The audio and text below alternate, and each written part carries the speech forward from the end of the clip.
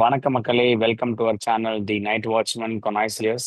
So இன்னைக்கு நம்ம Anderson Sachin Tendulkar ட்ராஃபியோட fifth test match on final London the ஓவல்ல நடக்க போகுது. ஸோ அதோட ப்ரிவ்யூக்காக வந்திருக்கோம். மேடி, உன்னோட இனிஷியல் தாட்ஸ்? பயங்கரமா இனிஷியல் சீரியஸே ஒரு தாட்ஸ். மாதிரி ஃபயர்ல இருக்கு. அண்ட் ஆல்சோ பிட்ச் கியூரேட்டர் கூட ஒரு ஹீட்டட் எக்ஸ்சேஞ்ச் ஆஃப் ஆர்குமெண்ட்ஸ். நம்மளோட கௌதம் கம்பீர் அதோட ஃபீட்பேக் அண்ட் அதோட தாட்டை சொல்லி பார்ப்போம். இனிஷியல் தாட்ஸ் வந்து இது வந்து ஒரு ஃபைனல் ஷோ டவுன், ஒரு பயங்கரமான ஒரு பல்சேட்டிங்கா இருந்தது. செகண்ட் மேட்ச் வரைக்கும் கொஞ்சம் நார்மல் சீரிஸ் மாதிரி இருந்தது, பைலேட்டர் சீரிஸ். தேர்ட் மேட்ச் எப்ப இந்த லாஸ்ட்ல அந்த மொமெண்ட் ஹை ஆச்சோ அதுக்கப்புறத்துல இருந்து மேட்சுக்கு மேட்ச் ஏதாவது ஒன்று நடந்துகிட்டே இருக்கு. ஸோ இப்போ கூட அந்த பிச் கான்ட்ரவர்சிஸ் வந்து அலாங் வித் இந்த கியூரேட்டர் அவர் வந்து பேசிக்கா பார்த்தா இங்கிலாந்து டீமுக்கு ஒரு ஹிப்போக்ரஸி இருக்குன்னு நினைக்கிறேன். சி வேர்டு தப்பாக்கலாம், பட் ஹிப்போக்ரஸின்னா ஏன் சொல்றேன்னா, மெக்குலம் வந்து நிக்கிறாரு. ஆக்சுவலா ரூல்ஸ் படி பார்த்தா உனக்கு பிச்சில் நீ ஸ்பைக்ஸ் போடாம நிக்கலாம். நீ அசஸ் பண்றதுக்கு ஒரு கேப்டனோ ஹெட் கோச்சோ நிக்கலாம். அப்படி நிக்கிறப்போ வந்து உன்னை யாரும் எதுவும் சொல்லக்கூடாது. அப்படி சொன்னாலும் அவங்களுக்கு வந்து கம்ப்ளைண்ட் பண்ண முடியாது. அதுதான் ரூல்ஸ். இவங்க என்ன பண்ணிருக்காருன்னா, பிரெண்டன் மெக்குலம் இருக்கப்போ ஒண்ணுமே சொல்லல. நம்பி போய் அக்சஸ் பண்ண போயிருக்காரு பிச் எப்படி இருக்குன்னு பாக்கிறதுக்கு. அதுக்கு வந்து நீங்களா நிக்க கூடாது, 2.5 மினிட் தள்ளி நில்லு அப்படிங்கிறாங்க. அது ஓகே, ம். அப்படிலாம் கிடையாதுன்னு சொல்லிட்டு போயிட்டாங்க. ஸோ அந்த வேர்பல் எக்ஸ்சேஞ்சுக்கு அப்புறமா என்ன நடந்ததுன்னா, அந்த பக்கம் வந்து நெட் பிராக்டிஸ் செஷன்ல வந்து ஏர் கூலர் வச்சுட்டு உட்காந்துட்டு இருக்காங்க சப்போஸ் ஸ்டாஃப்ஸ் எல்லாருமே பிராக்டிஸ் பண்றப்போ. அப்போ வந்து இதெல்லாம் இங்க வைக்கக்கூடாதுன்னு சொல்லிட்டு ஒரு மாதிரி ஹார்ஷா வேர்டு விட்டுருக்காரு. அதுக்கப்புறமா தான் சண்டை போட்டாங்க. நீ யார்கிட்ட வேணா என்ன வேணா போய் சொல்லிக்கோ, நாங்க இப்படிதான் பண்ணுவோம், நீ இப்படி பண்ணக்கூடாதுன்னு சொல்லிட்டு விட்டாங்க. ஸோ இதெல்லாம் என்ன காமிக்குதுன்னா, பேசிக்கா இங்கிலாந்து டீமோட ஃப்ரஸ்ட்ரேஷன் தான் இது மூலியமா ரெஃப்ளெக்ட் ஆகுது. ஏன்னா அவங்களுக்கு அந்த கண்ட்ரி பிளேட் இருக்கும்ல, என்னடா நம்ம ஜெயிக்க வேண்டிய மேட்ச் இப்படி தோத்துட்டு இருந்தோம், அதுவும் இவ்வளவு பெரிய பிளேயர்ஸ் யாருமே கிடையாது, எஸ்பெஷலி இந்த ஃபேஸ் ஆஃப் கிரிக்கெட். மறுபடியும் மறுபடியும் சொல்றேன், விராட் கோலி, ரோஹித் சர்மா இந்த மாதிரி ஒரு பெரிய ஃபேஸ் ஆஃப் கிரிக்கெட் யாருமே இல்லாம ஒரு சின்ன பசங்க வந்து இப்படி அடிக்கிறாங்கன்ற ஒரு ஃப்ரஸ்ட்ரேஷன், அந்த இதுலதான் வந்து அவங்க ரொம்ப இப்படி ஆயிட்டாங்கன்னு நினைக்கிறேன். ப்ராபப்ளி அவங்க நினைச்சிருப்பாங்க ஆஷஸ்க்கு முன்னாடி இது ஒரு சப்ப சீரியஸ் 5-0 போலன்னு. இப்ப ஆஷஸ்க்கு போறதுக்கே இது மேட்ச் வின் பண்ணி ஆகணும், இல்ல மறுபடியும் WTC சைக்கிள் கொட்டிக்கும் உங்களுக்கு, மூணாவது ம். தடவையா கொட்டிக்கும். 30 வரைக்கும் நீங்க வெறும் ஹோஸ்ட் மட்டும் பண்ணுங்க, விளையாடாதீங்க டபுள் ஃபைனல்ன்ற மாதிரி அவங்களுக்கு ஆயிடுன்ற ஒரு பயம். ஏன்னா ஜோ ரூட் எல்லாம் அதுக்கு சொல்றேன். அதனால ரொம்ப வந்து ம். அவங்களே பண்ணிக்கிறாங்க. வழக்கமா பண்றதுதான், வேர்ல்ட் கப் ஓன்டி கவுண்ட் வின் பண்ணவங்க தானே. அதனால வந்து அப்படிதான் இருப்பாங்க. சோ நம்ம மேல அது விஷயம் கிடையாது. அது வந்து ஸ்டேட்மெண்ட்ல பேட்டிங் கோச் சொல்லிட்டாரு, எங்களுக்கு இதான் நடந்தது, அவங்க என்ன கம்ப்ளைண்ட் பண்ணா பண்ணிட்டோம்னு சொல்லிட்டு. அபிஷியலா கம்ப்ளைண்ட் எதுவும் ரிஜிஸ்டர் ஆகல. ஏன்னா அவருக்கு எந்த ஒரு அதான் மறுபடியும் அந்த இதை வந்து நம்ம இப்படி இருக்கமேன்ற ஒரு ப்ரொசஷனே இப்படி மூலயமா காமிக்காரு. But that is completely wrong என்ன பொறுத்த வரைக்கும். Within the rules. நீ ஸ்பைக்ஸ் போட்டா மட்டும் தான் நீ எங்க வேணா கம்ப்ளைண்ட் பண்ணலாம், நாங்க வந்து பாக்குறோம், அவ்வளவுதான். நீ பிச்சை வாட்டர் பண்ணிட்டு ஃபுல்லா ரெடி பண்ணதுக்கு அப்புறம் பிச்ச ரிப்போர்ட்டர் கொடுக்குறவங்களே வந்து உள்ள வந்து கை வச்சுதான் பார்ப்பாங்க, ஆதார் கார்டு சொல்லிட்டு வெளியே. ஸோ அப்பதான் நீ பண்ண முடியாது. அசஸ் பண்றப்போ எப்படி இருக்கு, கண்டிஷன் எப்படி இருக்குன்னு பாக்குறது எந்த தப்புமே கிடையாது. ஸோ அதுதான் இது வந்து எல்லாமே வந்து ஒரு அட்வர்டைஸ்மெண்ட் மாதிரி ஆயிப்போச்சு. ஒரு வாட்டி ஏதாவது ஒண்ணு கொண்டு வந்துடுறேன்னு இங்கிலாந்து கிரிக்கெட். ஓகே, ஆமா. அது சும்மா கொஞ்சம் வேணும்னு ஸ்பைஸ் அப் பண்ண மாதிரி தான் இருந்தது. ஓகே தான். அது ஒன்றும் ஆக்சுவலா ஸ்பைக் கூட இல்லடா, ரப்பர் ஸ்டட் ஷூ தான் போட்டிருந்தாங்க. ஸோ அதுக்கே வந்து அவங்க வந்து நீங்க பிச்சை மெக்குலம் இது பிச்சில், பண்றீங்க. அதான் மெக்குலம் வந்து பிச்சில நிக்கிறதே அங்க இருக்குடா. நீ பிச்சில நிக்கிறது ம். அவர் நடக்கிறதே இருக்கு. ஆப்வியஸ்லி நடக்கலாம்னா நீங்க வந்து ஆப்போனன்ட் டீம் வரக்கூடாதுன்னு கிடையாது. பிச்சு வந்து என்ன கண்டிஷன், ஹோம் டீமுக்கு ஏற்ற மாதிரி நீங்க பிச் ரெடி பண்ணலாம், ஹோம் டீம் ஹெட் கோச் கிட்ட பேசலாம், அவ்வளவுதான். அது மட்டும் தான் ஹோம் டீமுக்கு இருக்க ஒரு அட்வான்டேஜ். அவே டீமும் வந்து பார்க்க கூடாது, அவே டீம் வந்து நாங்க உள்ள நடக்கூடாதுன்னு எந்த ரூல்ஸும் கிடையாது. அவங்களுக்கு இருக்க ஒரு கம்ஃபர்ட், ஹோம் டீம் சொல்ற மாதிரி பிச் ரெடி பண்ணுங்க, அவ்வளவுதான். உள்ள வந்து அக்சஸ் பண்றதுக்கு ரூல்ஸ் இருக்கு. அந்த மாதிரி ரூல்ஸ் இல்லவே இல்லை. ஸ்பைக்ஸ் போடக்கூடாது மட்டும் தான் ரூல்ஸ். நீங்க பிச்சை வந்து டேம்பர் பண்ண மாதிரி எதுவும் பண்ணக்கூடாது. அப்படி பண்ணா நீங்க கம்ப்ளைண்ட் பண்ணுவோம். வரவே கூடாதுன்னு சொல்றது தப்பு. இதான் ஹேண்ட் செக், நான் சொன்ன ஹேண்ட் செக் பண்ணுன்னு சொல்ற மாதிரி தான் இருக்கு இது. வந்துகிட்டே இருக்கானுங்க ஏதாவது ஒண்ணு பண்ணிக்கிட்டவங்க. அதான் ஃப்ரஸ்ட்ரேஷன் தான் மாப்பிள்ள, நான் சொல்ற மாதிரி தான். அந்த எண்ட் ஆஃப் டே அந்த சின்ன பசங்க வந்து அடிக்கிறாங்கன்ற ஒரு ஃப்ரஸ்ட்ரேஷன் தான் உங்களுக்கு அதிகமா இருக்கு. ஓகே, ஸோ இப்போ இதுக்குள்ள போயிடலாம், 11 ஸ்குவாடுக்குள்ள போயிடலாம். ஃபர்ஸ்ட் இங்கிலாந்துல ஏதாவது மேஜர் சேஞ்சஸ் இருக்குமா? என்னை பொறுத்த வரைக்கும் ஒன்று ரெண்டு சேஞ்சஸ் தான் இருக்கும் பவுலிங்ல. பெருசா வேற எதுவும் நீ இல்லைன்னு ஆரம்பி, நினைக்கிறேன். என்ன ஓகே. மாதிரி சேஞ்சஸ்? ஜோஃப்ரா ஆர்ச்சர் வந்து ரொம்ப டயர்டா தெரிஞ்சாரு. அண்ட் ஆல்சோ ஒர்க் லோட் மேனேஜ்மெண்ட்காக பிரைடன் கார்ஸுக்கு மேபி ஒரு ரீப்ளேஸ்மெண்ட்டாக வேற யாராவது கொண்டு வருவாங்கன்னு நினைக்கிறேன். ஏன்னா கார்ஸ் வந்து பெர்ஃபார்மன்ஸும் பெருசா எதுவுமே இல்லை, விக்கெட்டே எடுக்கலாம்னு நினைக்கிறேன். ஃபர்ஸ்ட் இன்னிங்ஸ்ல, ஆமா, ரெண்டு இன்னிங்ஸ்லுமே சேர்த்து விக்கெட்டே எடுக்கலாம் சுத்தமா. ஸோ மேபி அவருக்கு ஒரு ரீப்ளேஸ்மெண்ட்டாக பார்ப்பாங்க. அண்ட் ஆனால் ஓவர்ஸ் நிறையாவே போட்டு 30+ ஓவர்ஸ் போட்டாரு. 2 இன்னிங்ஸ்லயுமே. ஆனா ஒர்க் விக்கெட்டே எடுக்க முடியல. ஸோ அதனால மேபி அவருக்கு ஒரு ரீப்ளேஸ்மெண்ட்டா வேற யாராவது கொண்டு வர பார்ப்பாங்க. ஜோஃப்ரா ஆர்ச்சர் மேபி ஒரு long series already 2 test match நிறைய ஓவர் போட்டாரு. ஆஷஸ் அப்படின்னு நிறைய முக்கியமான கிரிக்கெட் வர்றதுனால மேபி ப்ரிசர்வ் பண்றதுக்கு. ஆனா ஆர்ச்சரை தூக்க மாட்டாங்கன்னு நினைக்கிறேன். ஏன்னா அவர் ரெஸ்ட்லாம் கொடுக்க மாட்டாங்க. ஏன்னா ஒன் லாஸ்ட் மேட்ச் அண்ட் இதை அவங்க ட்ரா பண்ணாலே போதும், சீரிஸ் வந்து கம்ஃபர்டபுளா வின் பண்ணிடுவாங்க. ஸோ அதனால ஆர்ச்சர் வந்து இது பண்ண மாட்டாங்க. மேபி கார்ஸுக்கு வேணா, ஏன்னா கார்ஸ் 4 டெஸ்ட்டுமே ஆடிட்டார். ஸோ அவருக்கு வேணா ஒரு ரீப்ளேஸ்மெண்ட் மாதிரி சாம் குக்கோ இல்ல நீ சொன்ன கஸ் அட்கின்சன் கூட வர சான்ஸ் இருக்கு. மற்றபடி பேட்டிங் எல்லாமே எனக்கும் அதே தான், பெரிய சேஞ்சஸ் எதுவுமே இல்லை. அதான் கசாட்டிங்சன் இல்லைன்னா வந்து ஜேமி ஓட்டரை புல் பண்ணிருக்காங்க. பட் ப்ராப்ளி கசாட்டிங்சன் தான் ஆடுவார்னு நினைக்கிறேன். ஆனா கண்டிப்பா பவுலிங் டிபார்ட்மெண்ட்ல ஒரு இருக்கும். ஏன்னா எல்லாருமே ஒர்க் லோட் வந்து அதிகமா போட்டாங்க. எனக்கு ஹை சான்சஸா ஆர்ச்சர் இருப்பாரோன்னு தோணுது. ஏன்னா இந்த மேட்ச் வந்து nothing to lose. Even if they lose they going to draw the series. Nothing is going to லூஸ்ன்றப்போ ஒரு ஆர்ச்சர் மாதிரி ஒரு ஆளை வந்து இந்த ஒர்க் லோட பண்ணணுமான்னு யோசிச்சிருப்பாங்க. நானா இருந்தா அப்படிதான் யோசிப்பேன். ஏன்னா ஆர்ச்சர் ஒரு பெரிய இன்ஜுரியில தான் வந்திருக்காரு.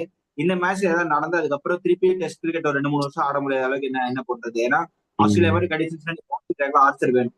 ஸோ பாசிபிளி நம்ம வந்து இதுக்கு பதிலா சாம் குக் ஆடிட்டு இல்ல ஆட்டின்சன் ஆடிட்டு ஆர்ச்சர் ப்ரிசர்வ் பண்ணலாம், யூஸ் பண்ணவும் சான்ஸ் இருக்கு. பட் அவங்க இன்னும் பிளேயிங் அனௌன்ஸ் பண்ணல. யூஸ்வலா 2 நாள் முன்னாடி அனௌன்ஸ் பண்றாங்க. அது டெம்ப்ளேட்டும் உடஞ்சு போச்சு அவங்களுக்கு, பாவம். இல்ல நம்மளுமே பார்த்தோம். இப்போ ஜோஃப்ரா ஆர்ச்சரோட இம்பார்ட்டன்ஸ் வந்து நமக்கே தெரிஞ்சுது. மேட்சஸ்லயுமே பார்த்தோம். ஏன்னா ஆர்ச்சர் அண்ட் வுட் இல்லாத ஒரு லைனப் வந்து ரொம்ப வீக்கா இம்பார்ட்டண்டா தெரிஞ்சது. அவங்க 2 பேரும் உள்ள வந்தாங்கன்னா ஒரு பேஸுக்கு பயங்கரமா ஹெல்ப் பண்ற மாதிரி இருந்தது. ஆர்ச்சரும் வுட்டுமே தான் அந்த டீமோட ஒரு முக்கியமான பவுலர்ஸ். ஏன்னா ஃபர்ஸ்ட் டெஸ்டே பார்த்தோம், ஒரு ஆர்ச்சர் வந்து இல்லாத, ஆர்ச்சர் அண்ட் வுட் கஸ்ஸர் கிங்சன் இவங்கெல்லாம் இல்லாத பவுலிங் அட்டாக் வந்து ரொம்ப இம்பார்ட்டண்டா வீக்கா தெரியுற மாதிரி இருந்தது ஃபர்ஸ்ட். இது எல்லாமே ஜாஷ் தங்க் எல்லாம் வச்சு போடும்போது. ஸோ அதனால ஆர்ச்சரோட இது முக்கியமாக தான் இருக்கும். அண்ட் ஆல்சோ இங்கிலாந்து வந்து ஆர்ச்சரை சூப்பராக யூட்டிலைஸ் பண்றாங்க. மேபி பும்ரா அளவுக்கு ஃபுல் அண்ட் ஃபுல் அதிக ஓவர்லாம் போட விடாம அப்ரண்டா ஒரு 5-6 ஓவர் போடுறாரு நியூ பால்ல. அதுக்கப்புறம் டீக்கு அந்த அஞ்சில் ஒரு 4-5 ஓவர் போடுறாரு. திரும்ப டீல வந்து 4-5 ஓவர் அந்த மாதிரி தான் போடுறாரே தவிர முக்கியமா அவரோட ஸ்ட்ரெஸ் அண்ட் ஒர்க்லோட ஃபுல்லாவே பென் ஸ்டோக்ஸே எடுத்துக்கிறாரு. ஸோ மற்றவங்கள வந்து ரொம்ப ஸ்ட்ரெஸ் பண்ணாம விக்கெட் தேவையெல்லாம் வரும்போது ஆர்ச்சரை கூப்பிடாம நானே வந்து போடுறேன், பரவாயில்ல எனக்கு என்னன்னாலும் பரவாயில்லங்கிற மாதிரி போட்டு பிரேக் த்ரூஸும் கொடுக்குறாரு.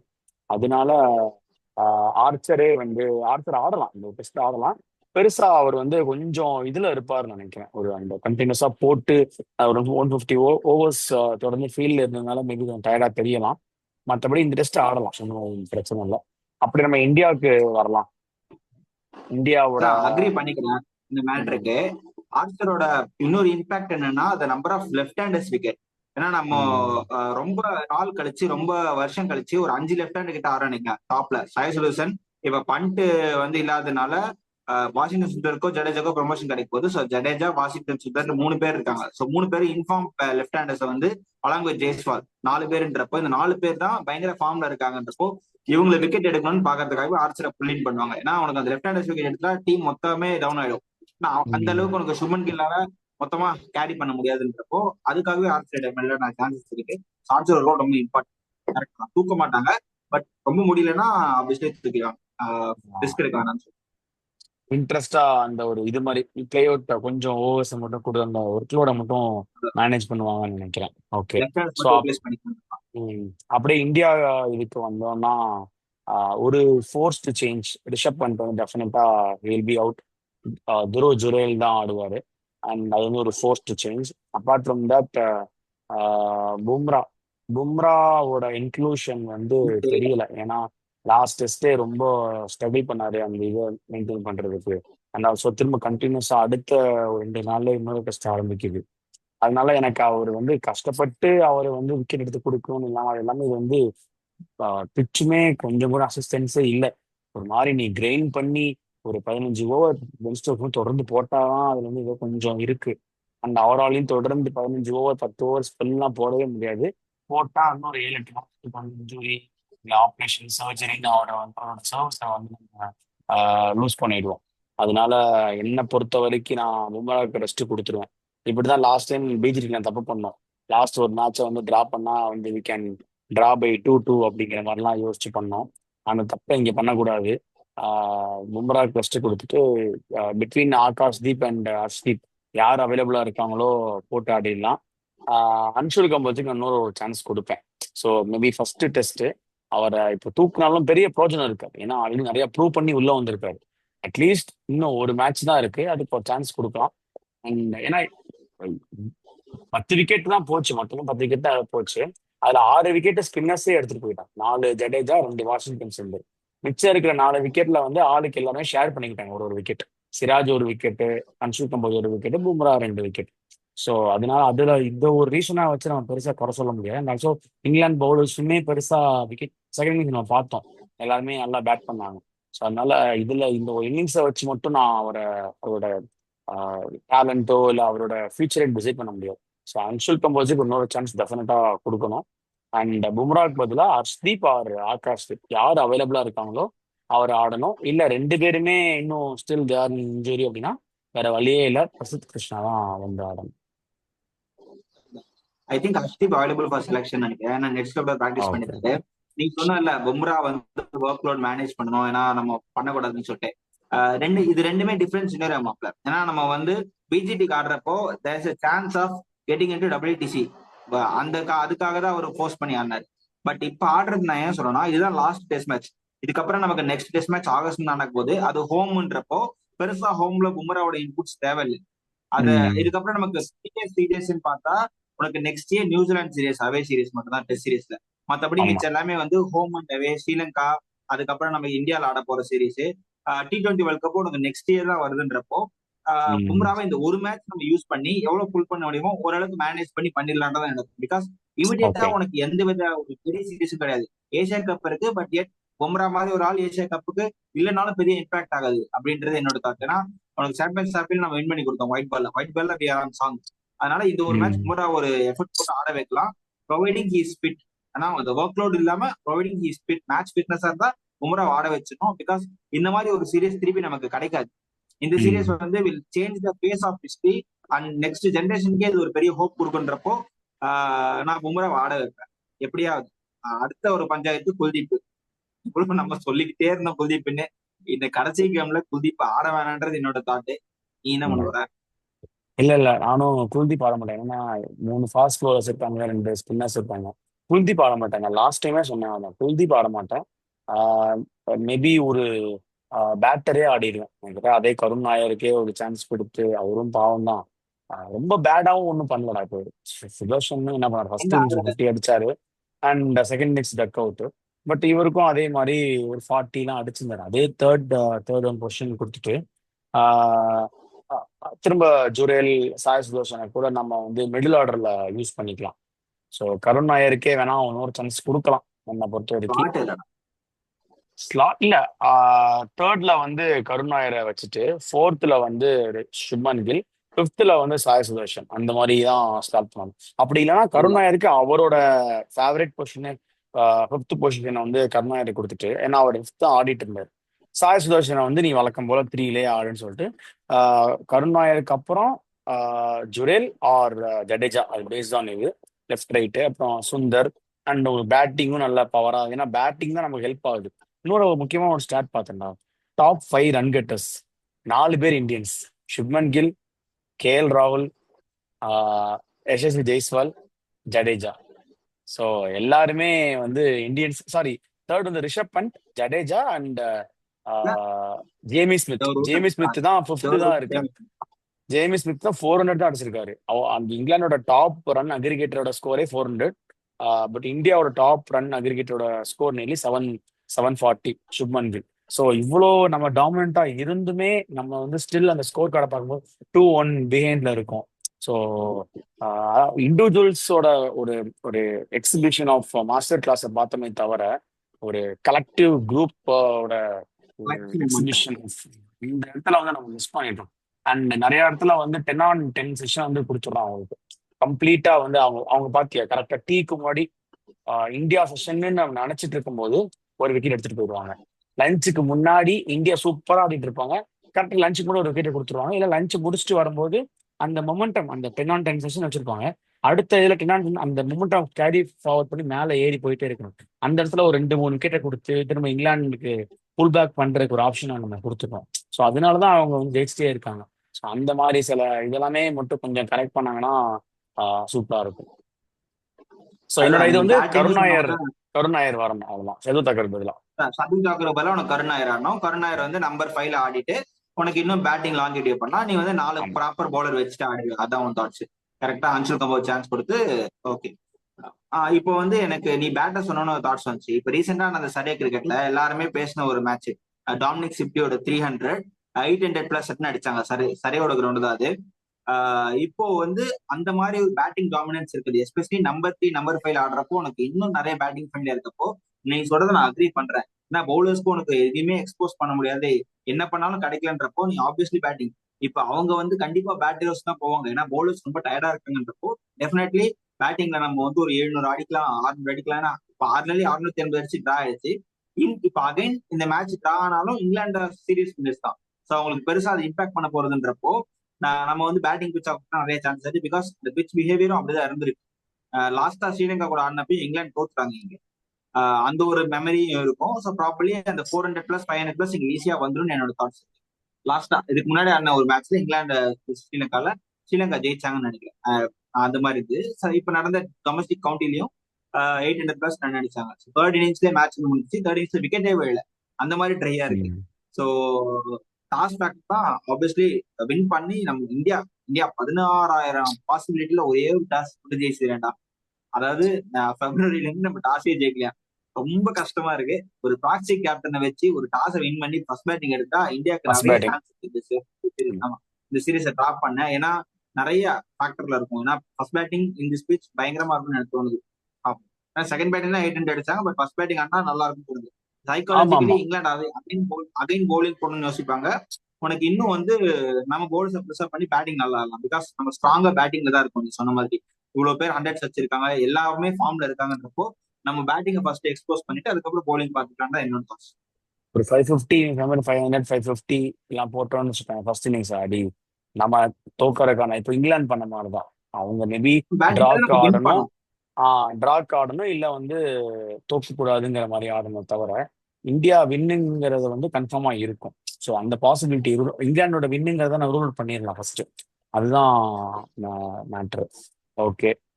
ரெண்டு சைடும் பேசிட்டோம். ஓகே, இப்போ டாஸ் ஃபேக்டர் அதுவும் சொல்லியாச்சு. டாஸ் வச்சு பேட்டிங் ஃபர்ஸ்ட். நானும் பேட்டிங் ஃபர்ஸ்ட். ஏன்னா பேட்டிங் ட்ராக்னா திரும்ப பவுலிங் போட்டு அதை நம்ம ஃபாஸ்டா 650 விக்கெட் அதெல்லாம் அடிப்போமான்னு கஷ்டம். பேட்டிங் ஃபர்ஸ்டே எடுத்து நல்லா ஸ்கோர் போர்ட் போட்டுடலாம், அதுக்கப்புறமா பார்த்துக்கலாம். அவங்களும் அடிப்பாங்க டெஃபினட்டா, பட் நம்ம ஒரு ட்ரை கொடுக்கலாம் கண்டிப்பா. Okay. Winning sorry X factor player last ஒரு டீம்ல இருந்து ரெண்டு ரெண்டு பேர் சொல்லலாம். நீ ஸ்டார்ட் பண்ண ஃபர்ஸ்ட்.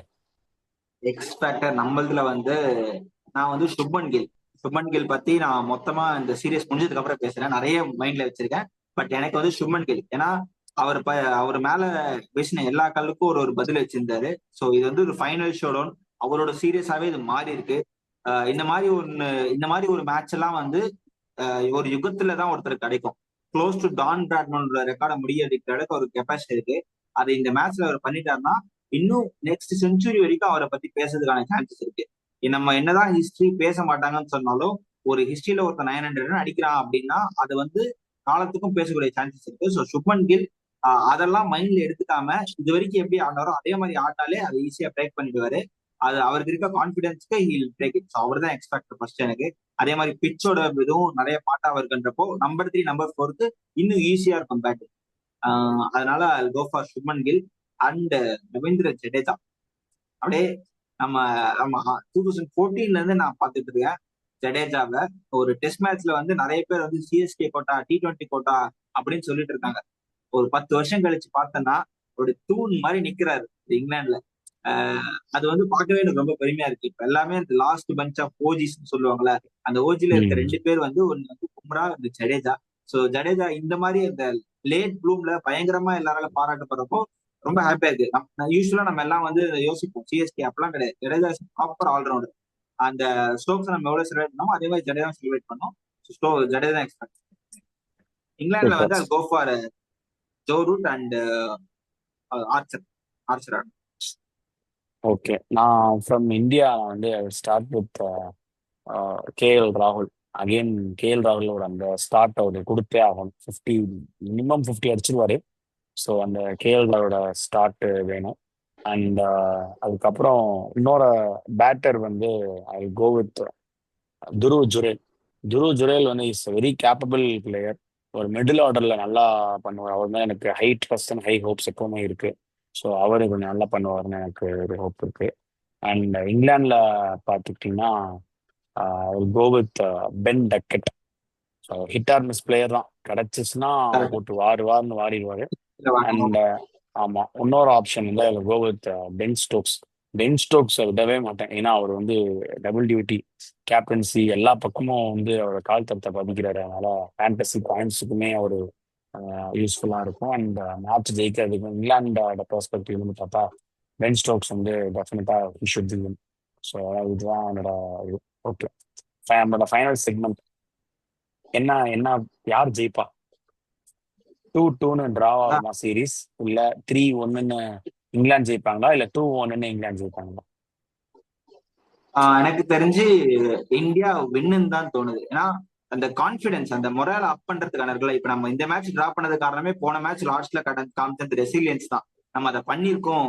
சிராஜும் பும்ராவும் ஆடி கொடுத்த டிஃபென்ஸ் பண்றப்போ நம்மளால டிஃபெண்ட் பண்ண முடியாதான்னு சொல்லிட்டு இங்க யோசிக்கிற கான்பிடன்ஸ் தான் இங்க வந்திருக்கு. சோ இந்த மொரால் அப்படியே அப் ஆகும். And England are morally down, to be honest. இப்ப எப்படி நம்ம அதுல இருந்து நம்ம வெளியே வரணும்னு யோசிக்கலாம். பட் அவங்க வந்து இந்த பிக்சர் எல்லாம் பாக்குறப்ப அது மார்லி டவுன். ஸோ ப்ராப்ளி எனக்கு இந்தியா தான் ஜெயிப்பாங்கன்னு தோணுது. அவங்க தான் ஹையா இருக்காங்க எல்லா இடத்துலயும். சின்ன சின்ன கிளச் மூமெண்ட் மட்டும் ஹேண்டில் பண்ணிட்டாங்கன்னா அது வின், அப்படிதான் எனக்கு தோணுது. பட் இங்கிலாண்டும் வந்து they have sure 49 for England, இந்தியாவுக்கு 51. ஓகே, நான் இந்த 50-50 காலில் தான் போக போறேன். ஏன்னா ஃபுல் பேட்டிங் இதுன்னு ஆயிடுச்சு. ரெண்டு பேருமே பேட்டிங் ஹெவி. ஸோ எனக்கு கேட்டால் நிறைய பர்சன்டேஜ் வந்து டிராக்கு தான் அதிக சான்சஸ் இருக்கு.